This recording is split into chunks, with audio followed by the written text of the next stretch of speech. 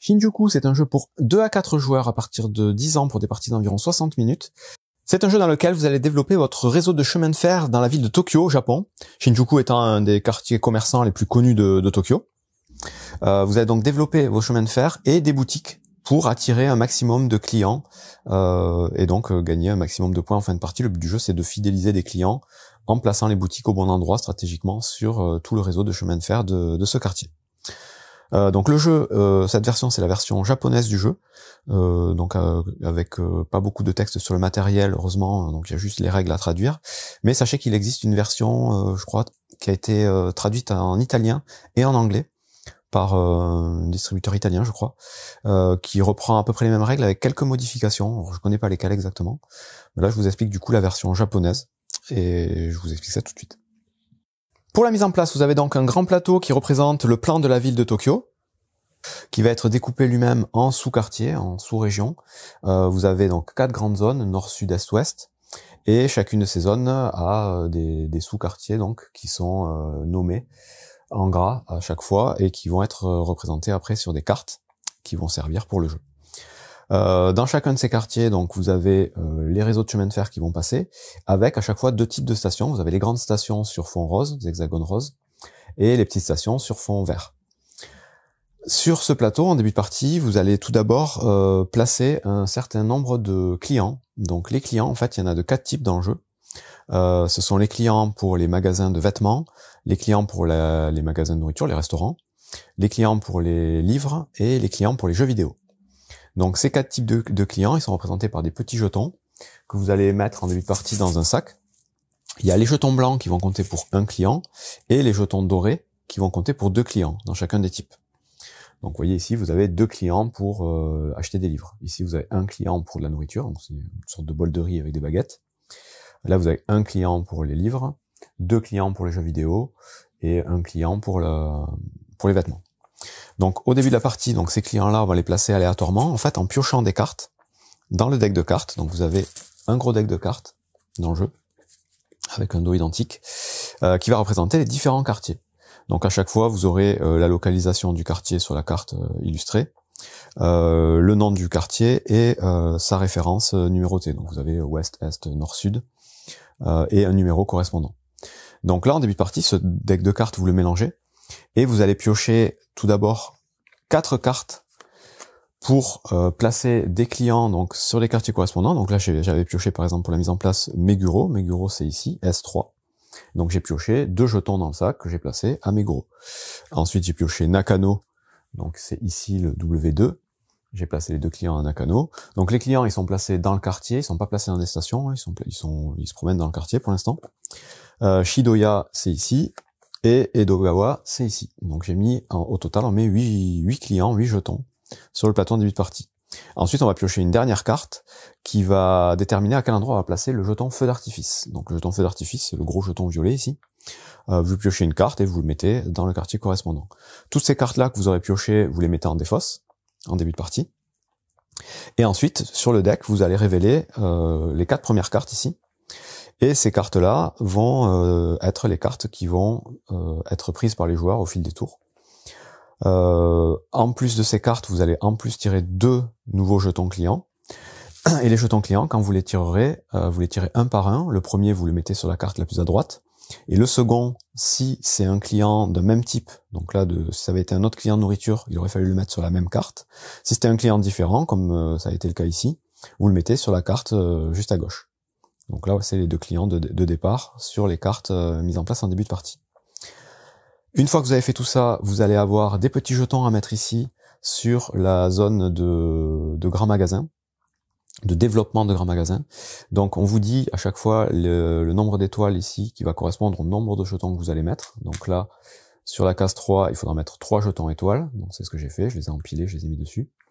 Là, il y en a 2, 2, 2, 1 et 1. Donc ça c'est pareil, c'est pour la mise en place, j'explique après à quoi ça sert. Ensuite, chaque joueur va récupérer un petit paravent à sa couleur, donc il y a 4 couleurs dans le jeu, ça se joue jusqu'à 4.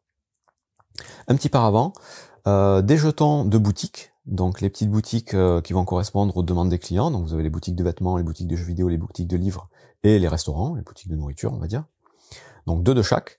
Ensuite, on va récupérer un certain nombre de jetons qui vont servir à construire les chemins de fer, les voies de chemin de fer.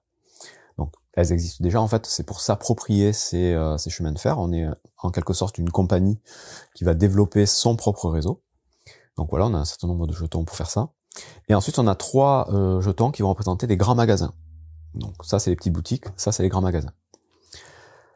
Et donc le petit paravent qui va servir à cacher les clients qu'on arrive à récupérer. Ensuite, chaque joueur va piocher 4 cartes pour faire sa main de départ. Donc les cartes du deck, le même que tout à l'heure.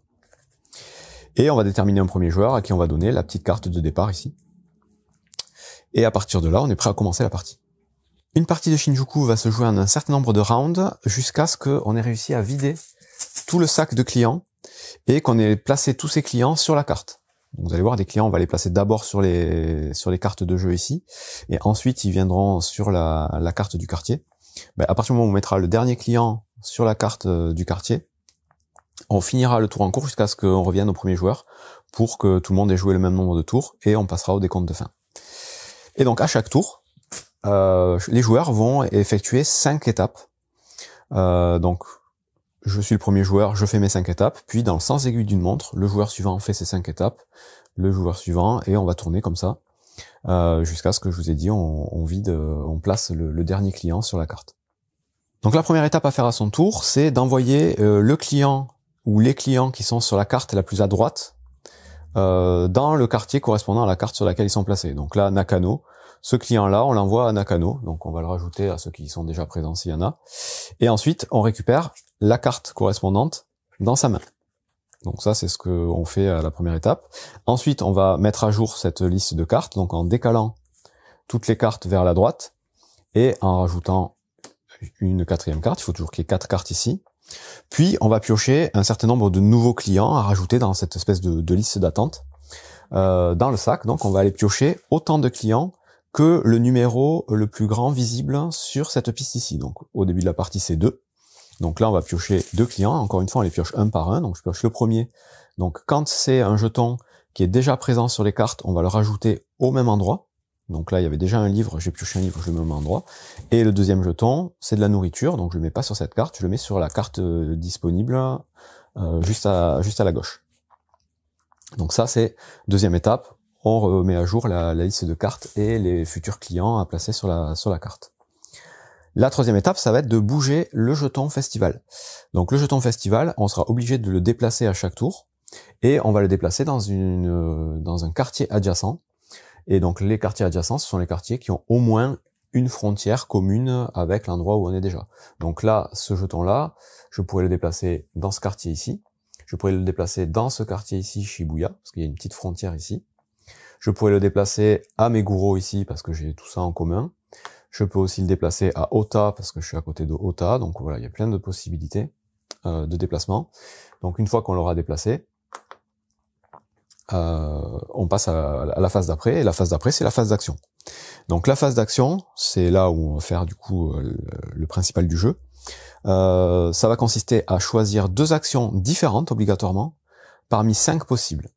Donc la première action possible, c'est celle d'ouvrir une boutique. Donc pour ouvrir une boutique, il faut tout simplement sélectionner une station. Donc les stations, je vous rappelle, c'est les hexagones, donc soit les petites ou les grandes.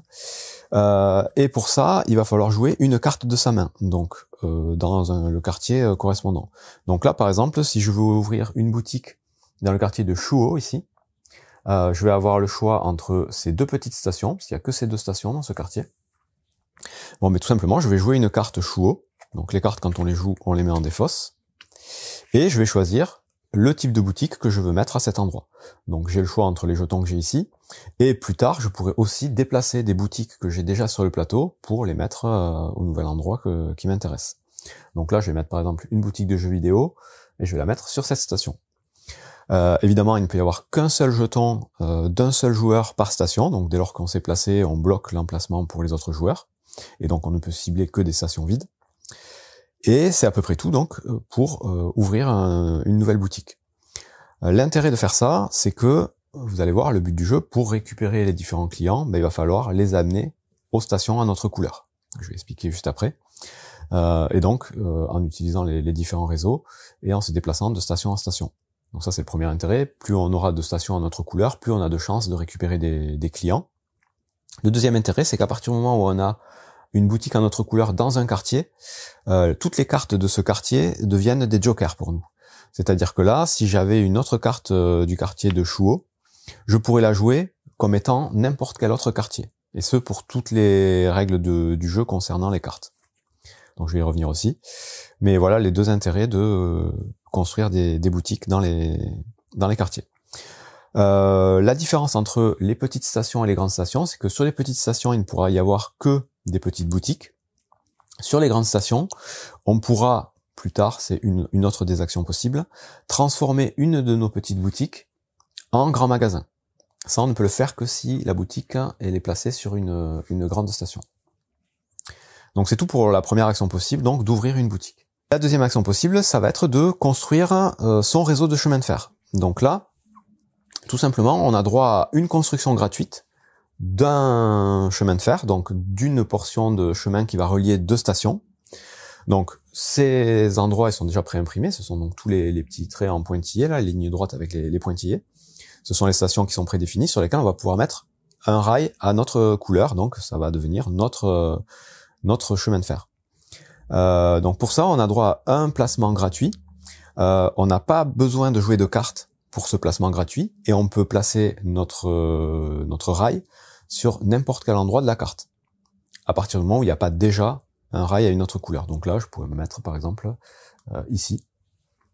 Et donc cette jonction là entre ces deux stations, elle m'appartient. Personne d'autre ne pourra mettre de rail à sa couleur à cet endroit-là. Et une fois que j'ai fait ça, que j'ai placé mon rail gratuitement, je vais avoir la possibilité de placer un deuxième rail qui va venir continuer ce rail d'un côté ou de l'autre. Et pour ça, il va falloir que je joue une carte qui va correspondre au quartier où j'ai construit le rail, ou si jamais mon rail vient passer entre deux quartiers, donc vous voyez ici, si je le mets ici, mon rail, il est entre le quartier de Chiyoda, donc cette station, et le quartier de Sumida, cette station. Mais dans ce cas-là, je peux jouer soit une carte Sumida, soit une carte Chiyoda, donc de ma main. Je ne sais pas si j'en ai là pour l'exemple, on va dire que j'en ai une. Je joue cette carte et je vais pouvoir placer un deuxième rail qui prolonge donc le premier rail que j'ai placé, et dans ce cas-là, je peux le placer soit d'un côté, soit de l'autre, et sur n'importe quel réseau. Donc je vais pouvoir le mettre ici, ici, ici, ici, ici ou ici. Donc je vais avoir pas mal de possibilités. Et ça, quelle que soit la carte que j'ai jouée, même si j'avais joué une carte Sumida, ça veut pas dire que je suis obligé de continuer mon réseau du côté de Sumida. J'aurais très bien pu le continuer du côté de Chiyoda, pardon. Et même chose, si je joue la carte Chiyoda, ben je mets mon rail où je veux vraiment. Il faut juste qu'il soit à la suite de mon rail gratuit.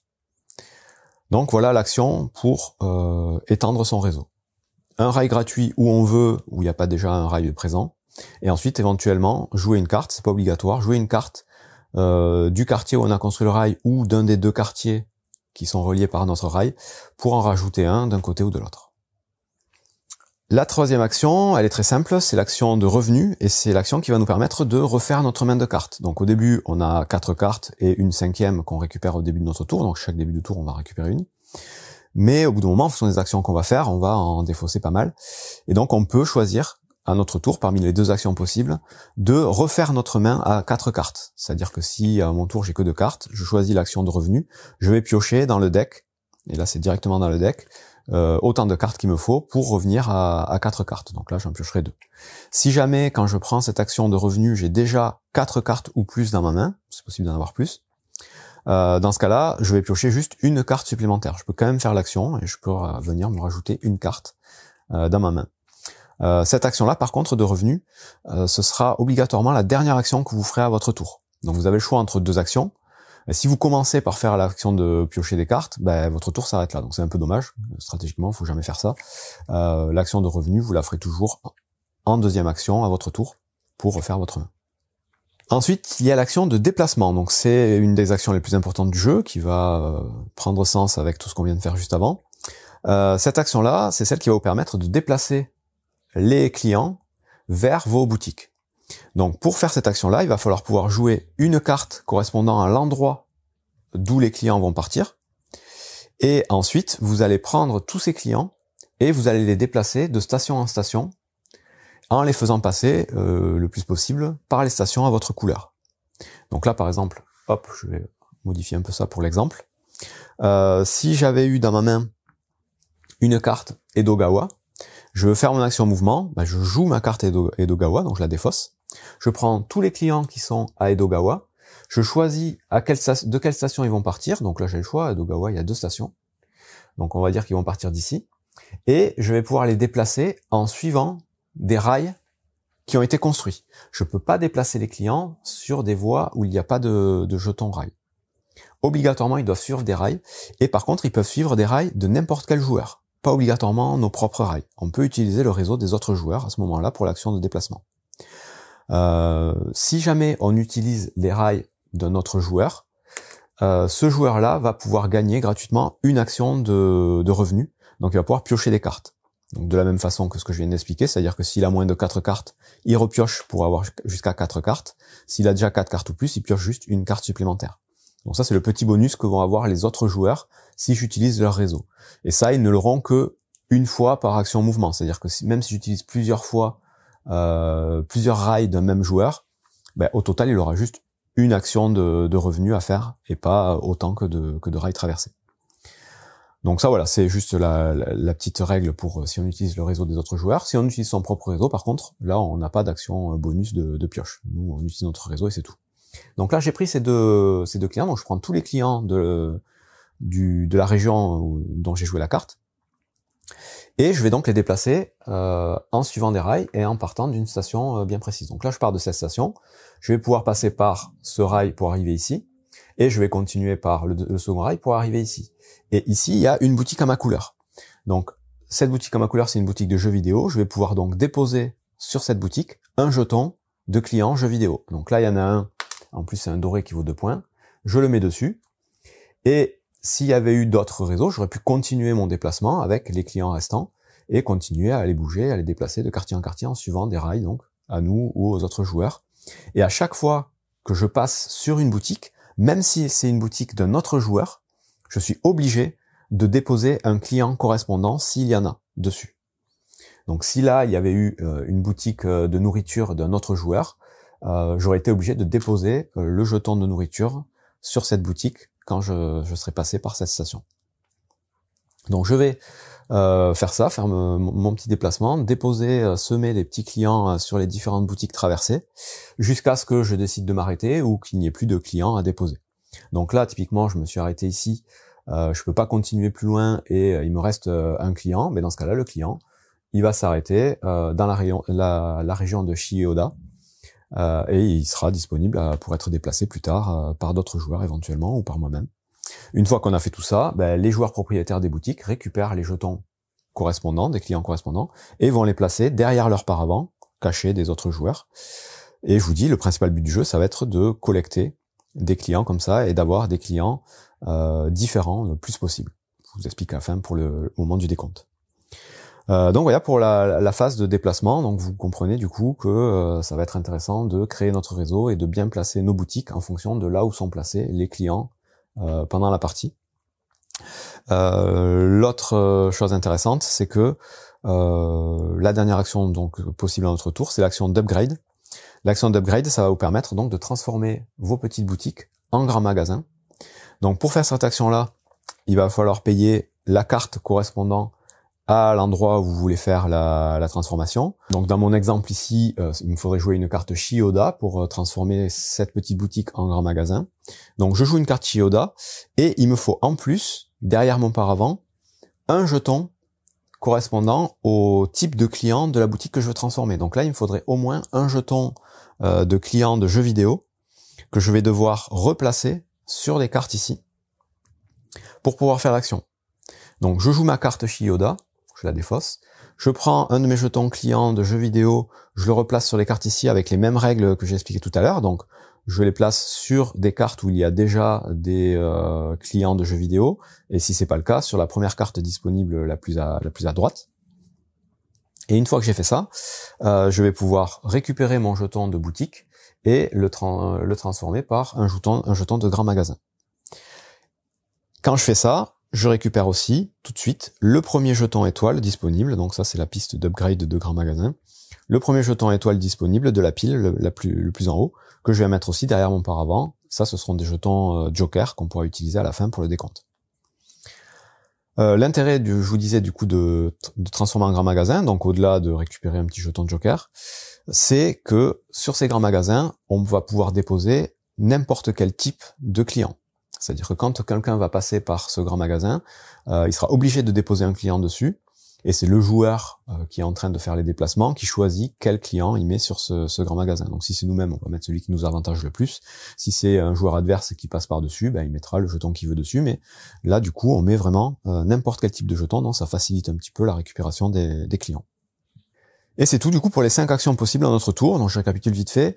Ouvrir une boutique, donc on joue la carte correspondant au quartier dans laquelle est la station où on veut ouvrir la boutique. Il faut que ce soit une station où il n'y a pas encore de boutique. Une fois qu'on a joué la carte, on place la boutique sur la station qui nous intéresse, donc la boutique de notre choix, en fonction des clients qu'il y a autour éventuellement. Ça, c'est la première action. Ensuite, deuxième action, c'est construire des chemins de fer. Donc le premier, on le place où on veut, sans jouer de carte, c'est gratuit. Éventuellement, on peut en placer un second à la suite du premier d'un côté ou de l'autre, mais pour ça, il faut jouer une carte du quartier correspondant, soit là où il y a le premier réseau, soit un des quartiers aux deux extrémités. Troisième action, c'est l'action de revenu, c'est pour refaire sa main, donc on repioche des cartes. Quatrième action, c'est l'action de déplacement. On va prendre des clients et on va les faire se déplacer le long des réseaux en suivant des voies de chemin de fer. On peut très bien, je vais pas expliquer, mais par exemple là, je pourrais très bien, à ma action de déplacement, prendre ce client ici. Donc évidemment, on doit jouer la carte de départ des clients pour pouvoir faire l'action de déplacement. Et je peux très bien lui faire aller directement à cette station et m'arrêter là tout de suite. Donc je l'ai juste fait arriver à une station, j'ai pas du tout fait de déplacement sur le réseau, mais ça c'est tout à fait valide. Et dernière action possible, du coup, c'est l'action de upgrader une de ces boutiques en grand magasin. Donc on fait 2 actions différentes à son tour, et une fois qu'on a fait ça, on passe au joueur suivant, qui refait toute la séquence, donc aller placer les 2 clients ici sur le quartier correspondant à la carte, donc là Nerima, 2 clients à Nerima, il récupère cette carte, on décale tout ça, on regarde où on en est de cette piste, et on pioche autant de nouveaux jetons, donc là ce serait 3 si on en était à ce moment-là, un par un, et on les place s'ils sont différents, toujours 4 cartes, sur des cartes différentes, là c'est différent, et là le troisième c'est de la nourriture, donc on le met sur la carte où il y a déjà de la nourriture. Ça c'est la deuxième étape. Ensuite on déplace le jeton feu d'artifice, et je vais pas expliquer du coup à quoi il sert. Le jeton feu d'artifice, il va avoir un intérêt, parce que le quartier dans lequel se trouve le jeton feu d'artifice devient un joker, c'est-à-dire que là, Meguro, si j'ai une carte Meguro dans ma main, c'est une carte joker que je peux jouer pour n'importe quel autre quartier. De la même façon que là, tel que je suis positionné, j'ai une boutique à Minato, une boutique à Chiyoda, toutes les cartes Minato et toutes les cartes Chiyoda sont aussi des jokers que je peux jouer pour n'importe quel autre quartier. Donc le feu d'artifice et les endroits où on a des boutiques transforment les cartes correspondantes en cartes joker. La dernière possibilité de jouer n'importe quel quartier, c'est de défausser 3 cartes, peu importe lesquelles, pour jouer n'importe quel autre quartier. Donc ça transforme, voilà. Ça devient un joker, le fait de jouer 3 cartes différentes ou identiques, peu importe. Ça nous permet d'aller dans le quartier qu'on veut. C'est à peu près tout. Du coup, on va tourner comme ça, je vous disais, jusqu'à ce que on ait placé le dernier client sur la carte, donc le dernier petit jeton du sac. Quand on a fait ça, on finit donc le tour en cours jusqu'à ce qu'on revienne au premier joueur, et on passe au décompte de fin. Et le décompte de fin, il est très simple. Il va falloir essayer d'avoir derrière son paravent des sets de 4 clients différents, 4 types de clients différents le plus possible. Donc si on arrive à avoir 4 clients différents, ça va nous faire 10 points.